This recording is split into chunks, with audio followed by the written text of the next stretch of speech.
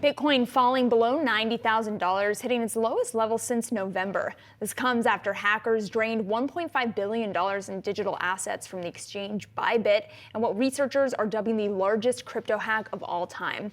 Joining us now to discuss, Noelle Acheson, Crypto is Macro Now founder and author. Noelle, thank you for being here. So how much of this is about the Bybit hack versus general macro concerns driving the sell-off? It's easy to guess, it's easy to assume that this is the delayed reaction to the Bybit hack, but I don't think so. The Bybit hack was awful, but it was handled really well. And what's more, by Monday morning, the hole had been filled. Over the weekend, the industry showed that it is maturing, that it is transparent, and that it can come together in times of crisis. Not to belittle what happened, it was awful, but I think it was very much isolated to the crypto community and it was digested. I think what we're seeing now in the crypto markets is an extension of what we're seeing in macro markets. We're heading into risk-off territory, and crypto, being high beta assets, are reflecting that and then some. So Noelle, what does that then tell us just about some of that downside maybe that we could still see here in the move with crypto? Crypto is going to be slightly more volatile than traditional assets, but it could go lower. To be honest, this is something we've sort of been expecting. Crypto, I'll take Bitcoin as the bellwether here. It has been trading more or less sideways since the November rally. And so we've all been waiting. Is it going to break up or is it going to break down? It has to break in some direction at some time.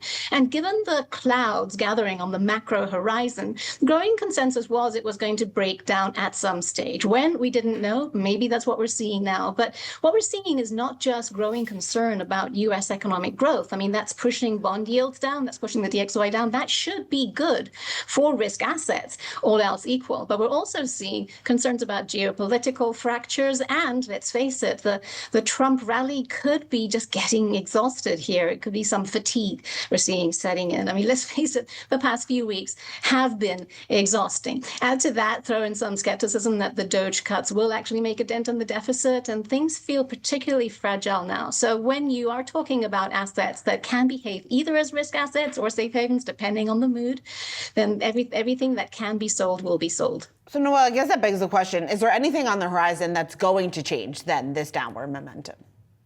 Yes, then I would say that's simply price. We know that, and this is one of the advantages that an asset such as Bitcoin, again, to pick the bellwether crypto asset, is one of the advantages of its multi-narrative characteristics. It is a risk asset, and so we'll head down with other risk assets when that's the mood, but it is also a safe haven. It is very much like digital gold. This is a narrative that BlackRock and many others have been pushing out there, and many investors do see it as that. So when it gets to a lower price, those that have been sitting on the sidelines waiting for opportunity will step in. Its floor is going to be higher than other assets that didn't have that diversity of narratives. And let's face it, if ever a safe haven was needed in diversified portfolios, arguably it would be now. So basically, an unknown low level is going to be the next catalyst for upside momentum in digital assets?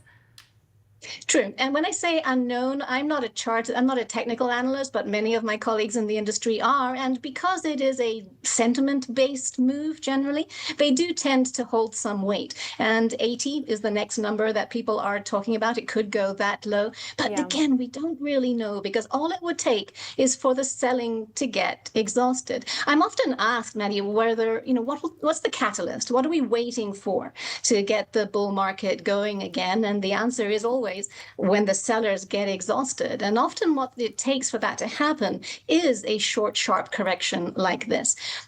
It's a thin market. When things are moving fast, people do tend to, step back and let the liquidity providers do what they're going to do and let the short-term traders do what they're going to do. But this will find a floor eventually. I have no idea how low it'll go, but I would bet not as low as many would fear. And it's interesting in the context of this administration, which of course has been viewed as very pro-crypto, and we've seen the SEC dropping their lawsuits against Coinbase and Robinhood in recent weeks. I was a little bit surprised that those events weren't a bigger catalyst for Bitcoin to the upside. Can you walk me through that? Absolutely. You raise a really good point. The tailwinds for crypto markets have been building. So many of its obstacles have been being removed. So everything has been setting up the crypto asset, especially the prices of the bellwethers, for a very positive run that hasn't been happening, which has led many to say, is this over? The mood has been bleak in the crypto market recently, and partly it's because we haven't been getting the rally that we expected with the regulatory thaw. But I do believe that is because we're not yet seeing the new money come in. And we all know that bull runs are always driven by new money coming in. The new money we're waiting for is from the large institutions who are having the path cleared for them to do so, with the large custodians gearing up to offer services, with the ETFs already on board. However, they take their time. They're not necessarily going to be moved by short-term considerations. They have a lot of boxes to check, a lot of people to convince. And a drop like this could incentivize them to start to come in, but they were always going to be slow but methodical and careful. When we do see them come in, then we will see the move. Until then, the headlines that we're getting, the positive move, the positive noise from Washington, D.C., that is just building the tailwinds. It's not necessarily going to move the price until the new money does start to step in. Yeah, that makes a lot of sense. So I hear you noting that it's this digital safe haven, but also a risky asset. Help our investors understand how they should be strategically thinking about portfolio allocation when it comes to crypto, given that it holds both those titles, a safe haven and a risk asset.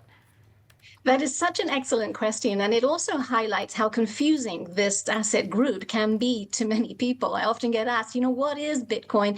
And my answer is it's what you want it to be. If you want it to be a risk asset, then it's a risk asset for you, and you will trade it as such. If you want it to be a long-term holding, a safe haven, a diversifier, much like digital gold, then that's what it will be for your portfolio as well. In the end, it comes down to timeframes. If you're thinking short-term, crypto is volatile. How can such a volatile asset be a safe haven? Long term, it is, because it resists the dilution that we're seeing in most others. So that's the easy answer. It can be both according to different timeframes, and that adds a certain fascinating complexity to the narrative behind it. It gives it a higher floor than other assets, and it also leads to some very interesting philosophical questions. How can an asset be so many different things at the same time? All right, Noelle, always great to talk to you. Thanks so much for making the time to join us. Thank you so much.